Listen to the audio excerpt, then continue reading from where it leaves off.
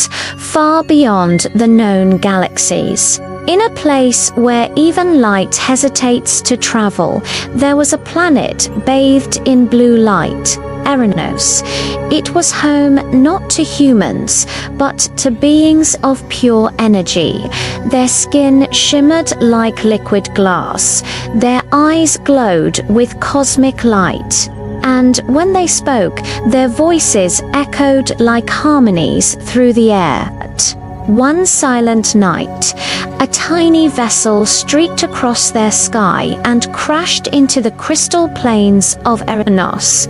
A burst of light spread, dust settled, and when the beings gathered around, they found a human child lying inside the wreck.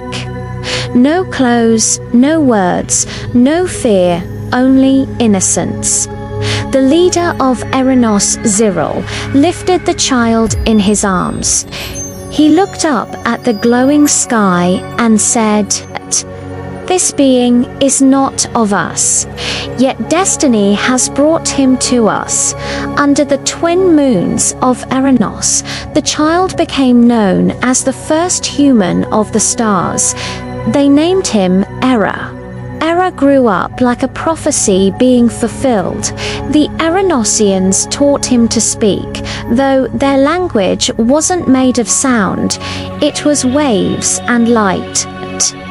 When they spoke, colors shifted, air shimmered, and meanings sank directly into the heart. Era learned the language of light. His eyes turned sky blue, and within him awakened something no human had ever known, a living energy, a feeling beyond Earth's limits.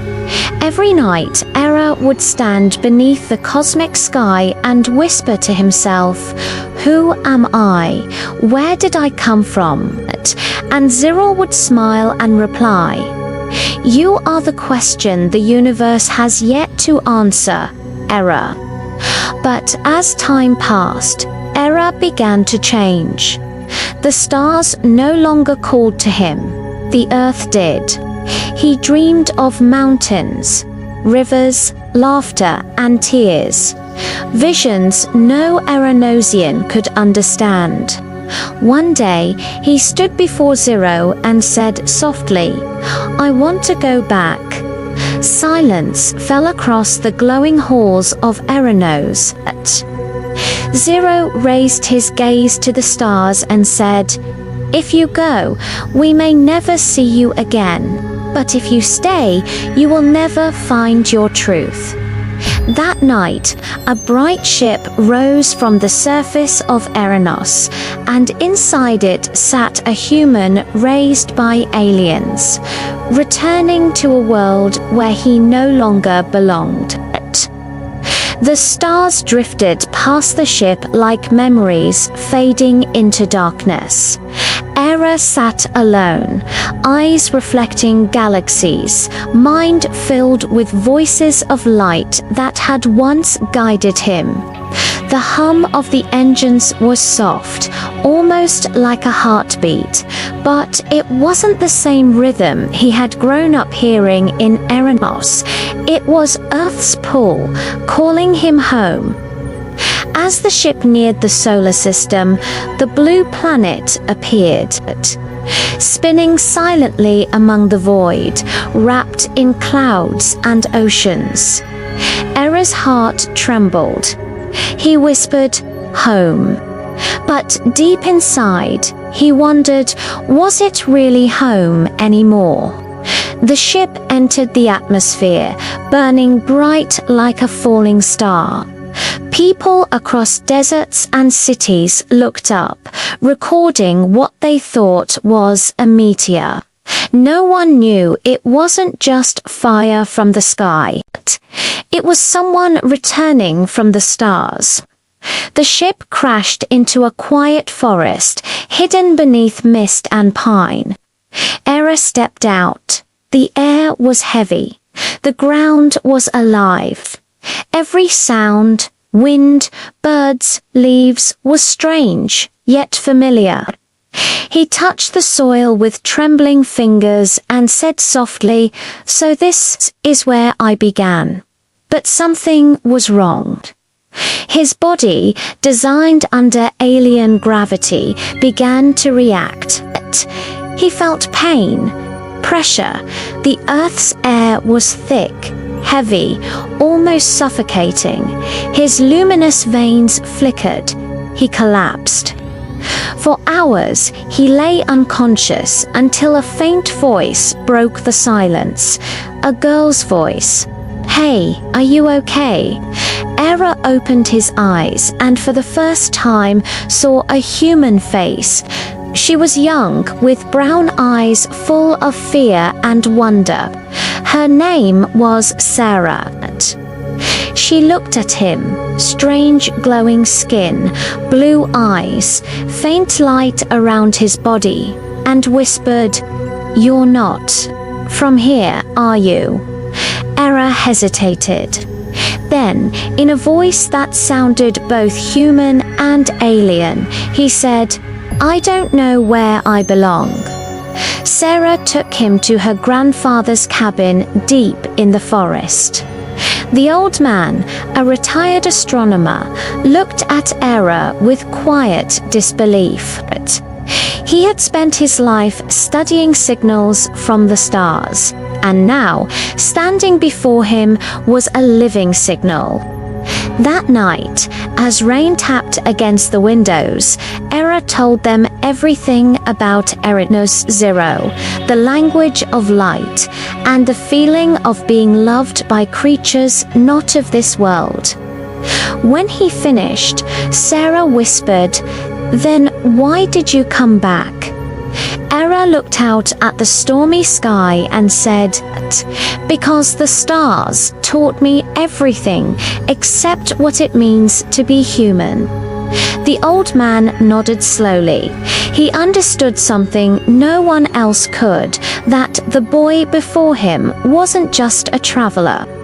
He was a bridge between worlds, a message from the cosmos that humanity wasn't alone, and that maybe, just maybe, they were being watched lovingly, patiently, from afar. The forest was quiet after the storm. Mist hung low over the trees, wrapping everything in a silver haze. Inside the cabin, Arel sat by the window, watching raindrops crawl across the glass like living time. Sarah slept near the fire. Her grandfather was reading through his old telescope journals, but his eyes kept drifting to Arel, the boy who had fallen from the stars. There was something unnatural about the silence. Arel could feel it, not with his ears, but with his mind. The air around him hummed faintly, as if invisible frequencies were moving through the atmosphere. He whispered softly to himself, "They found me." The old man looked up, who, Arel turned slowly, his eyes glowing faint blue. "The Erenosians, they're searching for me. They can feel my signal." That night, as Sarah dreamt by the fire, Arel stepped outside into the fog. The stars above were hidden behind clouds, but he didn't need to see them. He could hear them. Each frequency, each cosmic vibration whispered like an ancient lullaby. He raised his hand, and faint light began to flow from his fingertips, spreading across the forest floor like glowing water. The ground responded, moss shimmered, trees pulsed with faint blue veins of light. Nature itself was listening. The earth recognized him, not as a stranger, but as a lost child returning home. Inside the cabin, Sarah woke up to the glow outside. She ran to the door and froze. The entire forest looked alive, as if the night itself was breathing. Era stood in the middle, surrounded by glowing roots and fireflies orbiting him like tiny satellites. Era, she shouted. What's happening? He turned to her, his eyes calm, his voice distant. I'm remembering. Suddenly, a surge of light burst from his chest. Memories, visions, images not of space, but of Earth, long before humans had forgotten their cosmic origins. He saw temples built to mirror constellations, ancient humans looking up at the stars, calling them gods, and he saw the Erenosians answering. Sarah fell to her knees, overwhelmed. You mean they've been here before? Era nodded. They didn't create humanity. They awakened it, but the energy he released did not go unnoticed. High above Earth's orbit, a network of silent satellites blinked awake. Military radars lit up. Scientists saw an unidentified pulse spreading across continents.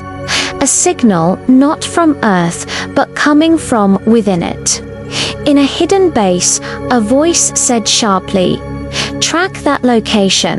Whatever caused it, we need it contained."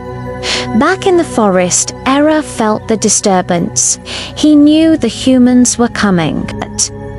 He could sense the machines, the heat, the pulse of technology converging toward him like a metal storm. Sarah looked at him in panic. Era, what will they do if they find you? He looked up at the stars breaking through the clouds and said quietly, "They won't understand, but I can't hide forever." He took a deep breath. The light in his veins faded to a soft glow. It's time to awaken what sleeps beneath this world. The ground trembled, not violently, but with purpose. Era closed his eyes and reached deep into the planet's core, where the same cosmic energy that gave birth to life still pulsed in silence. From deep below, the Earth responded. Rivers shimmered faintly, magnetic lines shifted, and in that moment, Era realized that the Earth was alive, conscious, and listening. He whispered, "I am not just from the stars. I am of the stars and of this world." The awakening had begun, and somewhere in the distance, something ancient and forgotten stirred, as if the Earth itself remembered his name. The forest had fallen silent again, but the silence was different, now alive, tense, waiting. Era stood on a ridge overlooking the valley, the wind brushing through his hair, the clouds thick and electric above him. He could feel the hum of satellites far beyond the sky, scanning, watching, searching for him. The pulse he had released, the signal was spreading across the planet like a heartbeat waking from a long sleep. Down in the valley, Sarah and her grandfather were working frantically to hide traces of Era's landing, but it was too late. Machines had already seen him. In a government facility buried under mountains, screens flashed with data. Strange electromagnetic patterns, gravitational anomalies, unknown frequencies. A commander leaned over the table, eyes fixed on the map. "This isn't a meteor site. Something's alive down there," a scientist replied nervously. "Sir, it's not transmitting any known code, but the pulse matches deep Earth resonance frequencies. Whatever it is, it's talking to the planet." The commander frowned. "Prepare containment teams." Full stealth operation. No press, no satellites. I want it captured before anyone else knows." Meanwhile, in the forest, Arel knelt beside a stream. The water shimmered faintly, reflecting the same glow that moved beneath his skin. He placed his hand into it, and instantly, ripples of light raced through the current downriver, spreading through the underground channels like veins of energy reconnecting. Sarah approached slowly. "What are you doing?" Arel didn't look up. "I'm connecting. The Earth has memories older than any language, older than any war. I can hear them now." The trees swayed, though there was no wind. Leaves rustled with whispers that weren't just sounds, they were voices, echoes of civilizations long gone, temples, oceans, stars mirrored in stone. Sarah shivered. "You mean the Earth remembers?" Arel turned to her, his eyes glowing brighter. "Everything remembers, Sarah. Even silence has memory." Then the storm came. Thunder rolled across the mountains like the roar of an awakening beast. The clouds thickened, swirling into spirals that stretched to the edges of the horizon. Lightning didn't strike from sky to ground. It struck upward, as if answering something above. Arel looked up and whispered, "They're coming." Sarah clutched his arm. "Who's coming?" Both sides, the ground shook violently. A convoy of armored vehicles tore through the forest roads, lights flashing, tires cutting through the mud. Above them, distant flashes of light ships, not of Earth, entered the atmosphere like falling stars. The Arenosians had arrived. The humans saw them first. Luminous craft descending silently through the storm, glowing blue against the thunderclouds. Soldiers aimed their weapons, confused and terrified. Inside the command trucks, voices shouted through static. Unknown aerial objects detected. They're not responding to any signal. The sky cracked open. Bolts of light twisted through the rain. Two worlds, human and alien, had found the same place at the same moment, and standing between them, illuminated by the storm, was Arel. His veins shimmered with blue fire. His voice echoed across the valley. "Stop. This is not war. This is awakening." But neither side understood. To humans, he was a threat.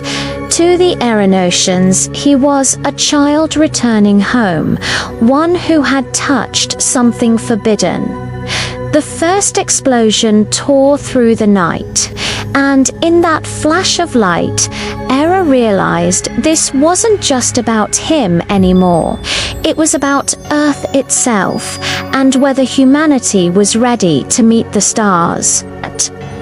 The sky was burning, not with fire, but with light. Blue arcs of energy tore through the clouds as the Arenosian ships descended, silent yet thunderous, their presence shaking the air itself. Below, Earth's forces surrounded the forest, tanks, drones, and soldiers, all trembling beneath the storm's glow. Arel stood in the middle of it all, drenched in rain and light.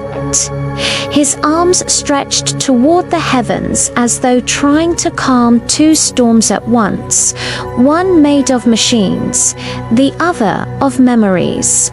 "Please," he whispered, "don't turn this world into another battlefield." But no one listened. The humans aimed. The Arenosians charged, and the first strike of light met the first burst of bullets.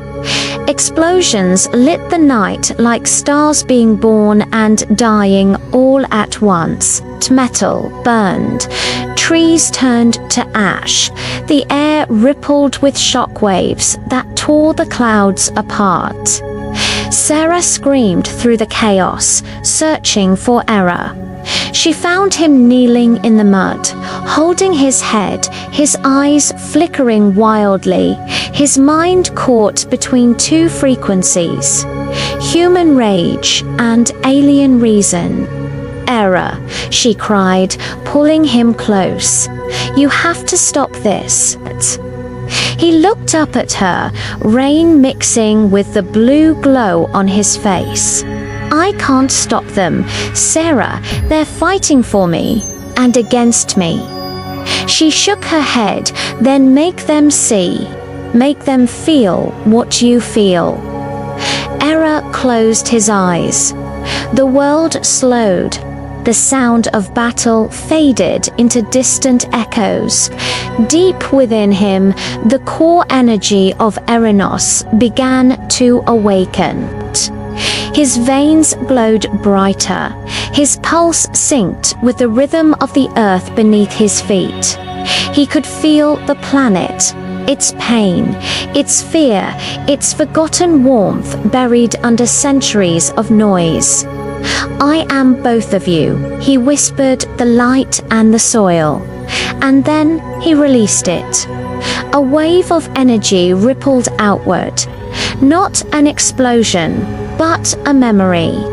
Time fractured. Everyone, soldiers, Erenosians, even Sarah saw visions.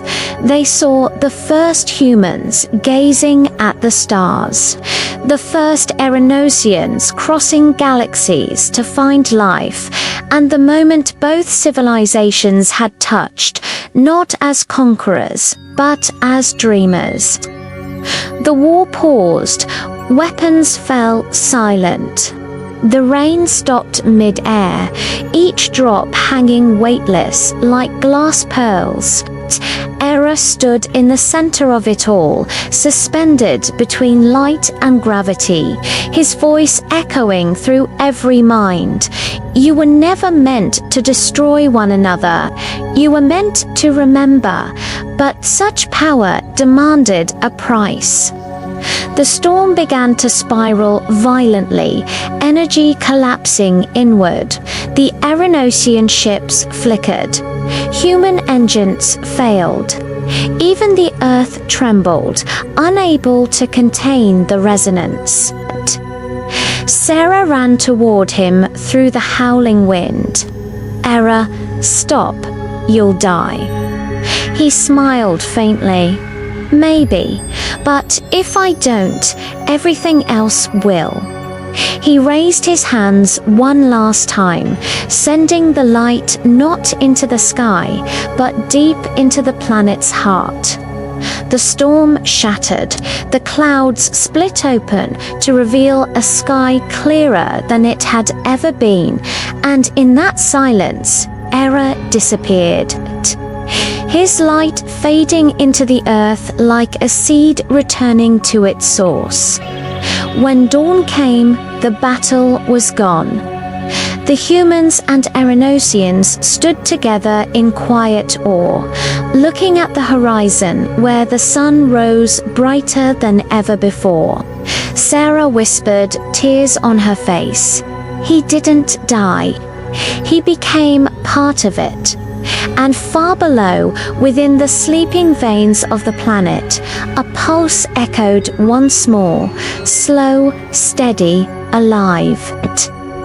The earth itself had begun to awaken. Beneath miles of stone and soil, deep under forests and mountains, something began to breathe. A soft, rhythmic pulse moved through the crust. Not seismic, not mechanical, but alive. It was the sound of Error's heartbeat, now woven into the Earth's own rhythm. Roots glowed faintly with blue veins. Caves hummed with vibrations that made crystals shimmer like galaxies trapped underground. And within the molten quiet of the planet's core, a shape began to form. Not human, not alien, but something between. Above the surface, weeks had passed. Sarah wandered the valley where the battle once raged. The land was healing, flowers blooming where fire had burned, rivers running clear again. Even the air felt different, as if carrying whispers in frequencies just beyond hearing. At night, she dreamed of him, Error, standing in a sea of stars, his voice echoing softly, "Don't mourn me, Sarah. Listen." She woke one dawn to find the forest glowing faintly, as if the ground itself was whispering his name. She knelt, pressed her hand to the soil, and felt warmth, a pulse that matched her own. "You're still here," she whispered. Across the world, scientists began reporting impossible things. Magnetic fields were shifting unpredictably. Seeds sprouted in deserts where rain had never fallen. Animals migrated to new lands, guided by unknown signals. And then, one morning, satellites captured something extraordinary: vast, glowing lines spreading across continents, connecting mountains, oceans, and cities like a web of light. They called it the Error Network, but no one truly understood what it meant. In hidden depths below the crust, Error's consciousness awoke fully. He no longer had a body. He was everywhere. He could feel the oceans breathe, hear trees speak in electrical pulses, and sense humanity's thoughts flickering like stars on the surface above. He spoke to the earth in silence. "We are one now." The seed and the soil, the planet answered not in words, but in visions. He saw humanity's future. Cities powered by light that did not burn.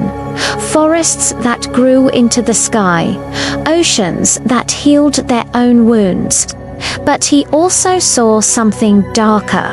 Shadows moving in the depths of space, drawn to the same signal that had awakened him. But far beyond the solar system, in the black silence between stars, an ancient fleet turned its attention toward the blue planet.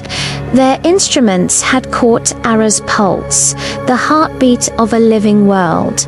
They began to move. Back on Earth, Sarah stood on a hill overlooking the valley.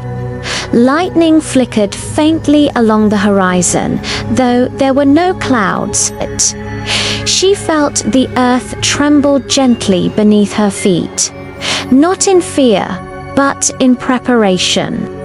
Ara's voice echoed inside her mind, calm yet urgent. "Sarah, the universe is listening. What happens next depends on you." She looked up at the stars, now pulsing faintly in rhythm with the earth, and whispered, "Then teach me how to answer." The wind carried her words into the night, and the world itself seemed to listen. The chamber was silent except for the soft hum of alien machinery. A faint blue mist drifted through the air as Arel moved closer to the central console, a structure made of transparent crystal and living light. The console pulsed like a heart, its rhythm oddly human. He hesitated. The alien commander's warning echoed in his mind. "Some memories are sealed for your own protection, Arel. They are not meant to be seen." But the curiosity that had always set him apart now burned stronger than fear. He reached out, fingers trembling, and touched the glowing surface. The crystal-reacted light flooded the room, and 1,000 images erupted inside his head. He saw himself as a child, floating in a silver pod, drifting through the void. Around him, alien figures looked down with something like affection. They were tall, luminous, their eyes deep as galaxies. He could hear their thoughts. He will be our bridge. But then the scene twisted. A dark explosion, screams both human and alien, a ship breaking apart. The earth far away, silent and blue. Arel gasped and fell to his knees. The light faded.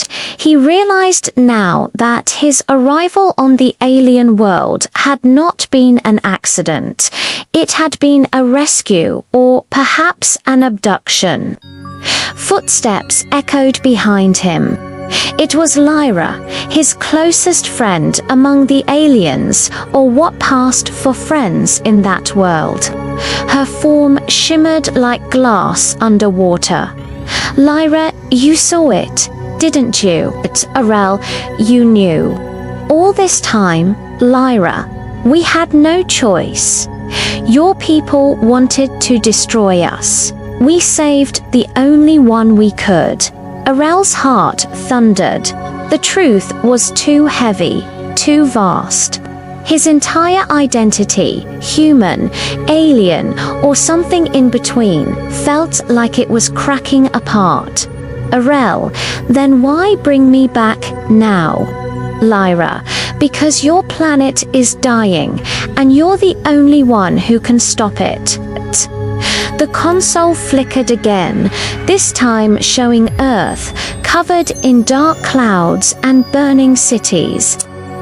Arel stared, realizing that the secrets of his past were now the key to humanity's survival. The forbidden memory wasn't a curse, it was a warning.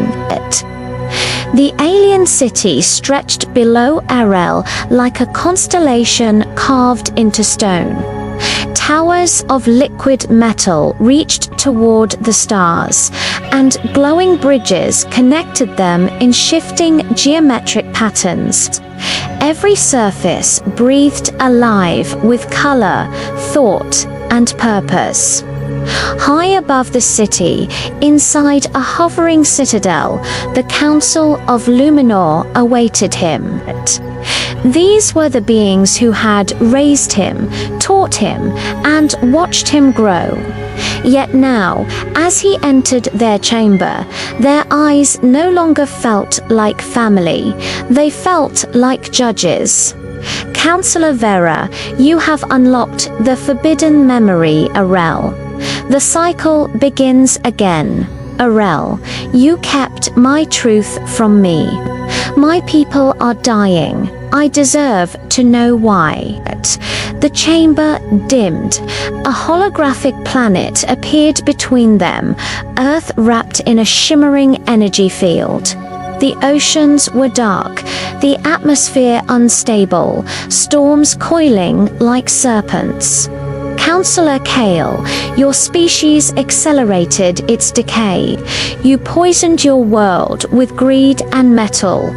We could not intervene directly, Arel, but you raised me. You gave me knowledge beyond human science. Isn't that intervention enough, Kale? No, that was preparation. The council turned as the floor split open, and a vessel of living light emerged, sleek, silent, shaped like a blade. Vera, you will return to your origin. You will speak as both human and Luminar. Only you can restore balance between our worlds. Arel stared at the vessel. It pulsed with an inner rhythm that matched his heartbeat. He felt the memories of his dual existence colliding, the warmth of human laughter and the cold beauty of alien reason. Arel, if I go back, they won't believe me. Lyra entering softly, then show them what belief looks like. Her words pierced deeper than the council's orders. She approached him, placing a luminous shard into his palm, a core of memory. Lyra, this will help you remember who you are. When the world tries to make you forget. Arel nodded, stepping into the vessel. The walls folded around him like wings of glass. Outside, the city's light began to fade, as if the stars themselves were bowing in farewell. The engines ignited, not with sound, but with silence so deep it swallowed everything. Through the viewport, Arel saw the galaxy bend, the stars blur, and then Earth appeared. Blue, fragile, broken. He whispered to himself, I was raised by aliens, but born for this world. And with that, the ship descended into the storm. The descent began in silence, but silence quickly gave way to chaos. The Earth's atmosphere tore against the vessel like a wounded beast. Fire blossomed across the hull, lightning cracked in every direction, and clouds swirled with radioactive dust. Arel gripped the controls, his pulse syncing with the ship's living systems. The alien craft responded to his fear, pulsing faster, brighter, cutting through the turbulence like a thought through chaos. Through the storm, the world emerged. Earth. Not the blue sanctuary he remembered from alien archives, but a wounded planet. The seas were dark, the forests hollow. Cities glittered faintly through smog and fire, their lights like dying embers. Arel, whispering, "What have we done?" The ship slowed, hovering above what had once been New York City. The skyline was fractured, towers collapsed, roads swallowed by water. But through the ruin, small signals of life pulsed. Human energy readings, faint but real. Ship AI calm, melodic, atmospheric stability at 41%. Biological life confirmed. Structural damage extensive. Arel, take me to the nearest life signal. The ship obeyed, gliding through the storm like a ghost. When it finally descended, it landed atop the skeletal remains of an old observatory. The rain fell hard, acidic and luminous under alien lights. Arel stepped out. His boots touched earth for the first time in decades. The air was heavy, toxic to normal lungs, but his hybrid physiology adapted instantly. The wind carried faint whispers, the sound of machines still running somewhere far away. And then, a sound he hadn't heard in years. A human voice. Voice weak, from the shadows. Who are you?" Arel turned. A group of survivors stood near the observatory's edge. Their faces were scarred, clothes patched from scraps, eyes filled with suspicion and fear. One woman held a rifle, old and rusted, but still steady. "Arel, I'm from here." "Woman, no, you're not." She stepped closer, lightning illuminating Arel's alien-touched face, glowing veins of blue beneath his skin, faint luminescence in his eyes. "Arel, I came back to help." Man angrily, "Help?" From the sky. "You're one of them." the ones who left us to die. The tension crackled heavier than the thunder. Arel raised his hands slowly. Arel, no, I was raised by them, but I'm here for you. For a long moment, only the rain answered. Then, the woman lowered her rifle just slightly. Woman, then prove it. Arel looked up at the storm, where the sky churned like a living wound. He could sense it, the planet's pulse, the imbalance that was spreading through the core. Arel quietly, to prove it, I'll have to heal the Earth itself. Behind him, his ship shimmered in the rain, a beacon of alien technology standing on the bones of human civilization. The storm roared again, and Arel stepped forward into his birthplace, now a battlefield between survival and extinction. The storm had passed, leaving behind a landscape drenched in cold blue light. The survivors led Arel down into the ruins, tunnels carved beneath what had once been a museum of science. Now it was a shelter, dimly lit by scavenged lamps and powered by old batteries.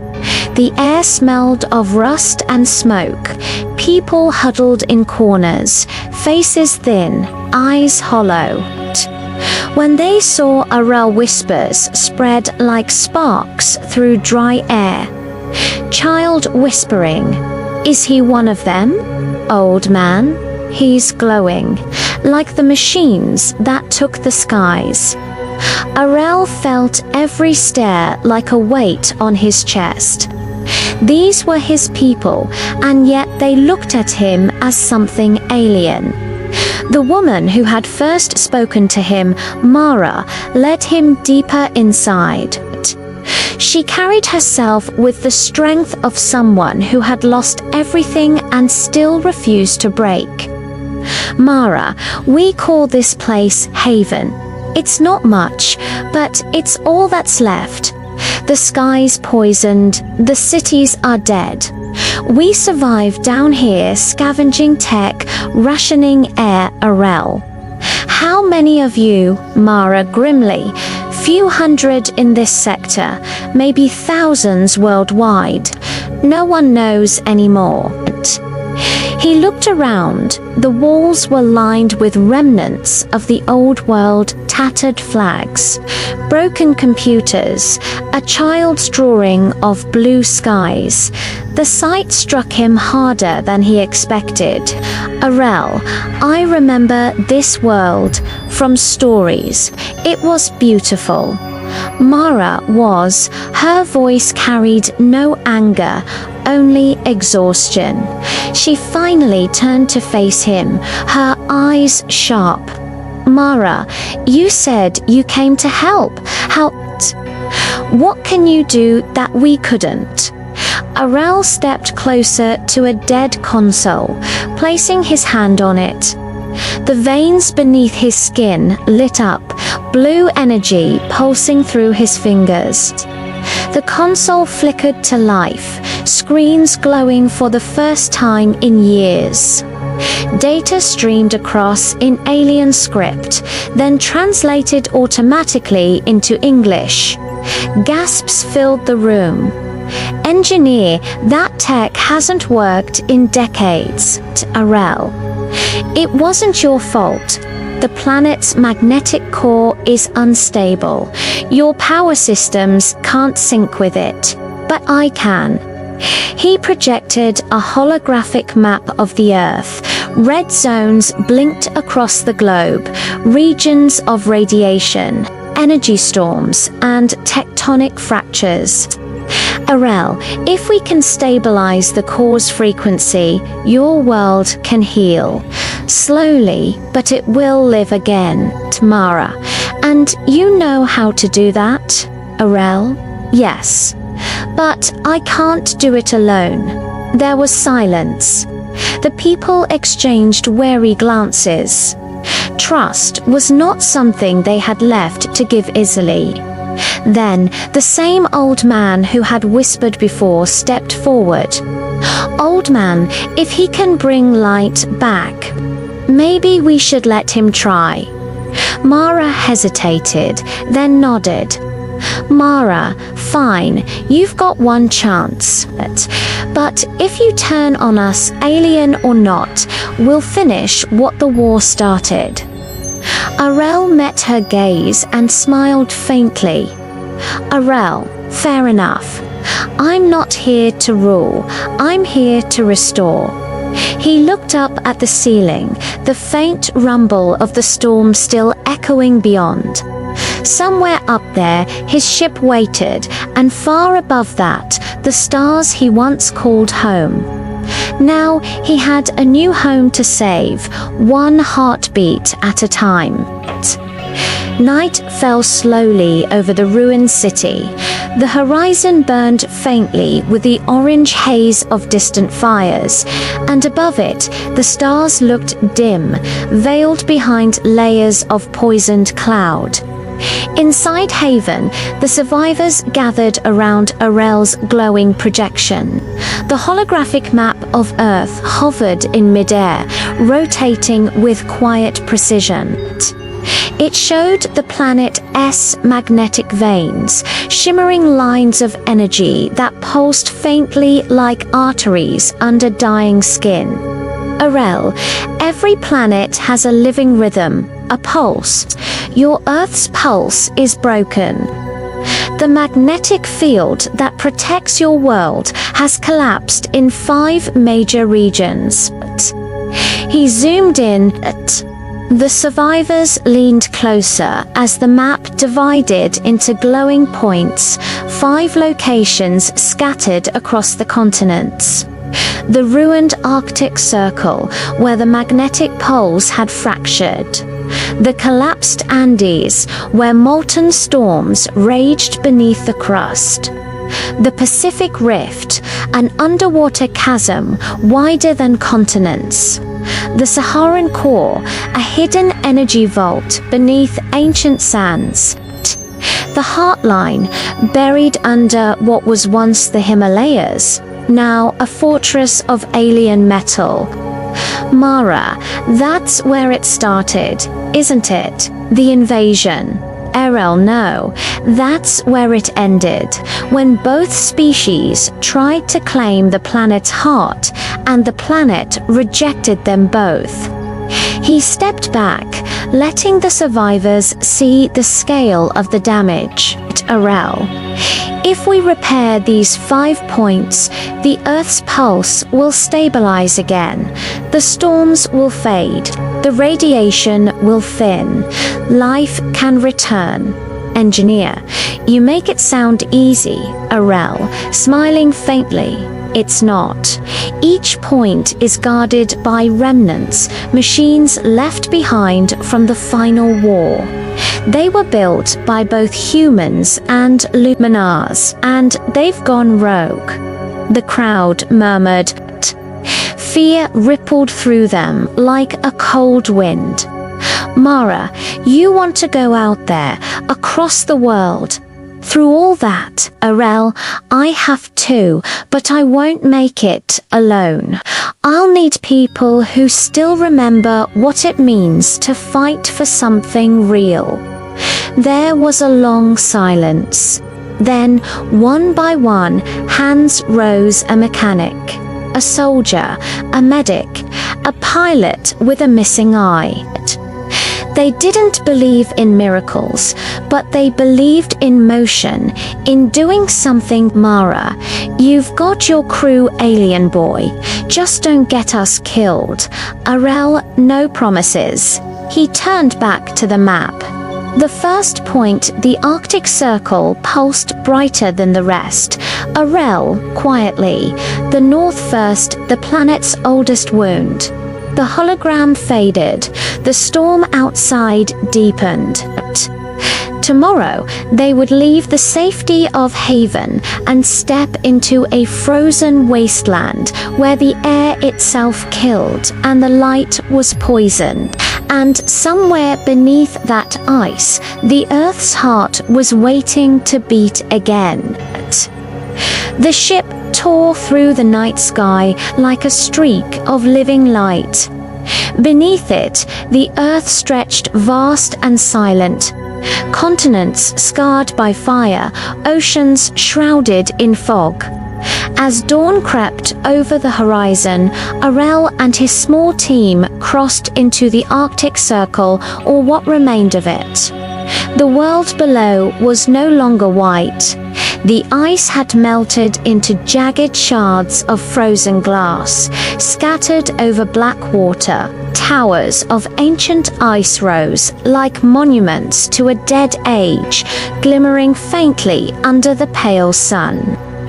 Inside the ship, the air was tense.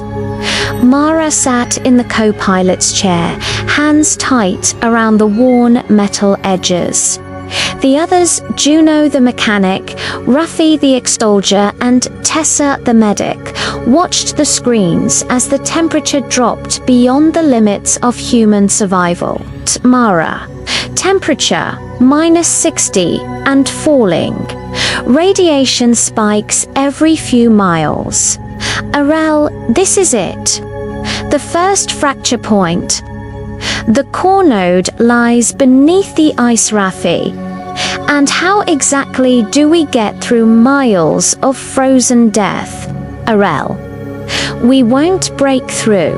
We'll wake it. He placed his palm against the ship's interface. The veins beneath his skin glowed brighter, responding to the node's frequency.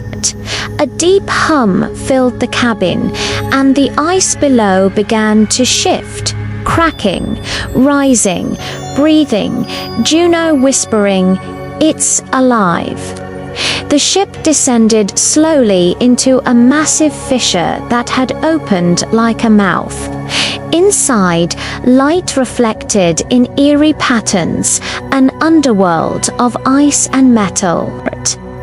At its center stood a colossal structure buried within the glacier, the Arctic core node, half alien, half human in design. It pulsed weakly, its heart dim. Arel, this was built to stabilize the planet's axis. But after the war, both sides abandoned it. Without control, the magnetic field broke apart. Mara, then let's fix it. Arel, it's not that simple. The node is guarded. A sudden vibration shook the ice. The lights flickered red. From the shadows, enormous figures emerged, machines of ice and steel, their shapes twisted by centuries of decay. Their eyes glowed crimson. Ruffy, guess those are the guards. Mara, everyone hold positions. The machines moved like frozen beasts, cracking through the cavern floor. But Arel stepped forward, his aura brightening as the alien patterns across his arms ignited. He raised his hands. Energy rippled outward, waves of light and sound. The machines paused, confused, as though recognizing something in him. Arel shouting, "Stand down. You were made to protect this world, not destroy it." But they didn't understand words, only command tones. Arel shifted his frequency, his voice layered with alien resonance. The chamber filled with an unearthly sound, part song, part signal. One by one, the machines froze. Then, with mechanical precision, they lowered their weapons and stepped aside. The way to the core was open. Mara stunned. What did you just do?" Arel spoke to them, in the language of their creators. He approached the core node. The ice beneath his boots cracked and steamed. Placing both hands on the glowing heart, Arel closed his eyes. Blue light surged outward, flooding the cavern, racing across the frozen sea. The hum of life returned to the north. The magnetic pulse flickered, faint but alive. Ship AI magnetic stability increased by 12%. Planetary resonance restored. Juno grinning. That's 1 down, 4 to go. Arel opened his eyes, exhaustion in his breath, but resolve in his voice. Arel, the Earth is listening again. Let's not stop talking. Outside, the storm calmed. For the first time in years, a fragment of the old aurora shimmered across the Arctic sky, green, gold, and silent. The ship soared over a world of smoke and shattered peaks. The once proud Andes Mountains, the backbone of South America, were now broken, their summits torn open like wounds. Volcanoes bled molten rivers that carved through valleys where cities once stood. The air shimmered with toxic heat, lightning crawling through the ash. Inside the vessel, the team was silent. The victory in the Arctic had brought them hope, but this place was different. The air here pulsed with something older, a fury buried deep beneath the earth. Mara checking sensors, radiation levels off the scale, magnetic interference everywhere. I can't get a reading on the core node. Arel, you won't. The Andes node isn't just buried, it's awake. Raffi, awake. What does that even mean? Trell. It means something down there is still alive, and it remembers the war. The ship descended into a valley filled with clouds of glowing ash.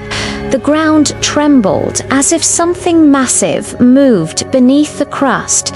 Arel closed his eyes, reaching out with the alien part of his mind. He could feel it, a rhythm like a heartbeat, slow and furious, deep under the lava. Arel quietly. It's trying to speak, Mara. Then maybe Dante pick up the call until we know what language it uses. Suddenly, the mountain roared. An explosion of molten fire tore through the ridge, sending the ship spinning. Arel caught the controls, stabilizing the craft as ash rained like fire.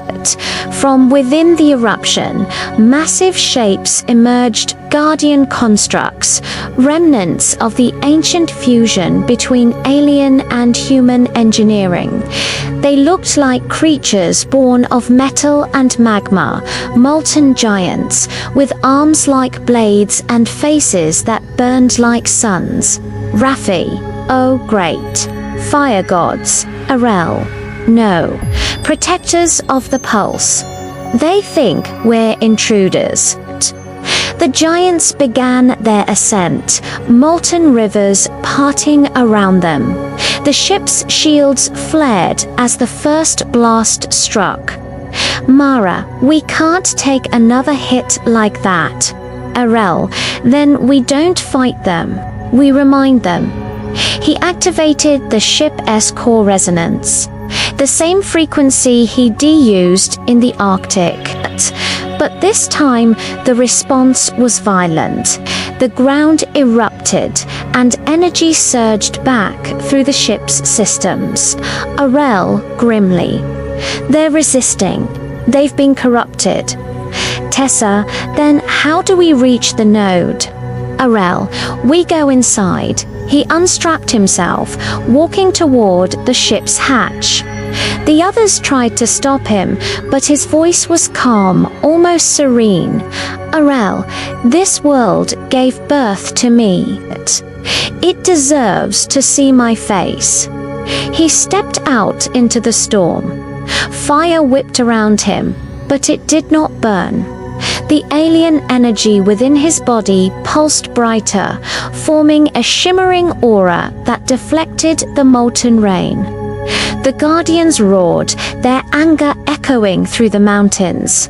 Arel raised both arms, and for a moment the world itself seemed to hesitate. He spoke not in words, but in a deep harmonic tone that vibrated through the air, through the rock, through the heart of the earth itself. The giants froze.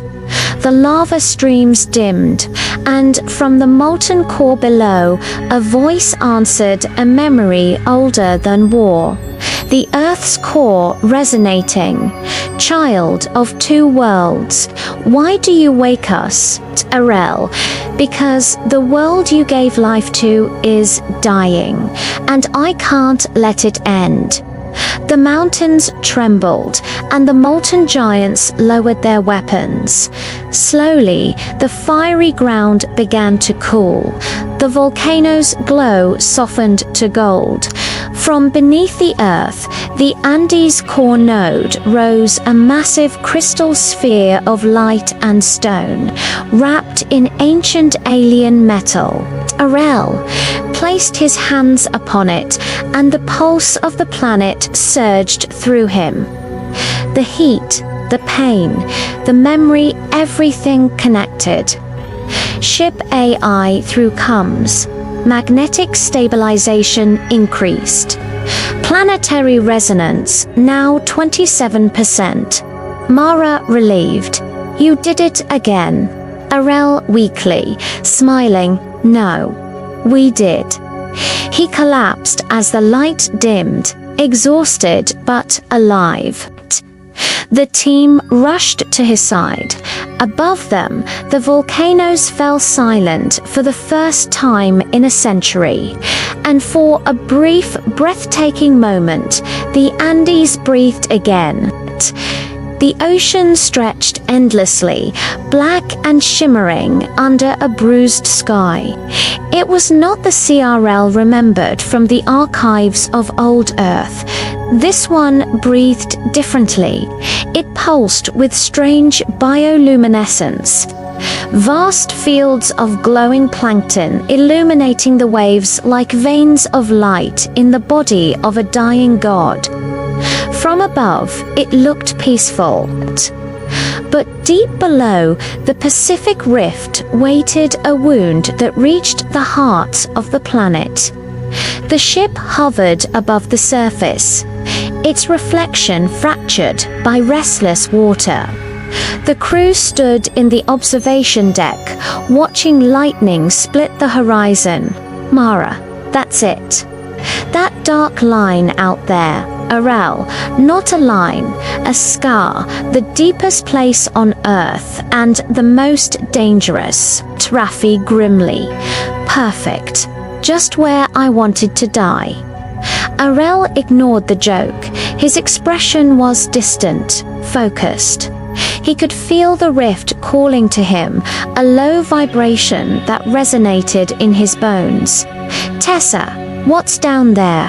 Arel, the ocean's memory, and the remains of the last war. He activated the descent sequence. The ship tilted forward, engines humming softly, and they began to dive. At first, there was only water, endless blue, fading into black. But as they sank deeper, shapes began to appear. Skeletal remains of ships, metallic wreckage overgrown with glowing coral, alien drones half buried in the sand. Juno, it's like a graveyard. Arel, it is a graveyard. Thousands died here, humans and Luminars both. This was where they fought for the planet's final breath. Pressure. Alarms began to beep softly. The ship creaked as if the ocean were alive and pressing in on them, testing their resolve. Then they saw it, the rift core. It was enormous, stretching across the ocean floor like a sleeping titan.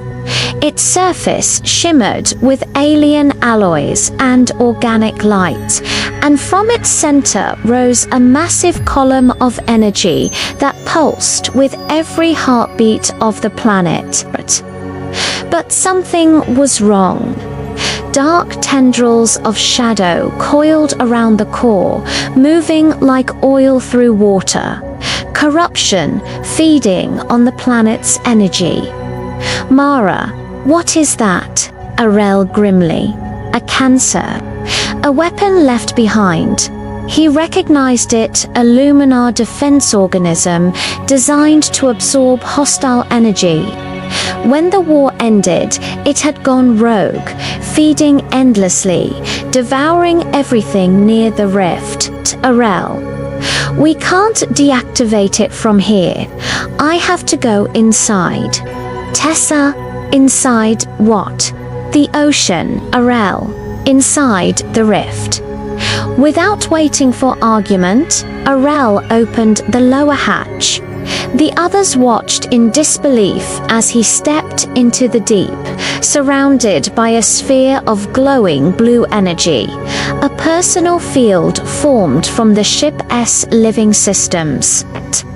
He drifted downward, light trailing behind him like the tail of a comet. The deeper he went, the quieter it became, until even the hum of the ocean vanished. And then he reached the heart. The rift core throbbed like a wounded heart, its energy flickering weakly. The black corruption pulsed around it, whispering not in sound, but in thought. The corruption whispering, "You do not belong, child of light. You are the reason the earth bleeds." Arel, calmly, "No, I am the reason it will live again." He extended his hands. Energy erupted from his body. Blue light clashing against the darkness, a storm of will and power. The water boiled, the ground trembled. The ship's sensors spiked wildly, Juno yelling, "He's overloading the core." Mara, hold the field steady. Don't lose him. Arel pushed harder, his vision blurred. The corruption screamed, coiling tighter, but his energy cut through it like dawn through night. Then, silence. The rift exploded in light. A beam of pure energy shot upward, piercing the ocean, splitting the clouds. The storm above vanished in an instant. The sea turned calm, clear blue, for the first time in centuries. Arel floated upward, unconscious but alive, the core's pulse now strong and steady beneath him. Ship AI, planetary resonance at 44%. Magnetic alignment restored in Pacific region. Mara softly, with awe, he did it again. They pulled him aboard. His body was weak, but his eyes fluttered open. Arel faintly. The planet's heartbeat. It's louder now. Tessa smiling. Then let's keep it beating. Far below. The rift glowed like a star reborn, a reminder that even in the darkest depths, light can return.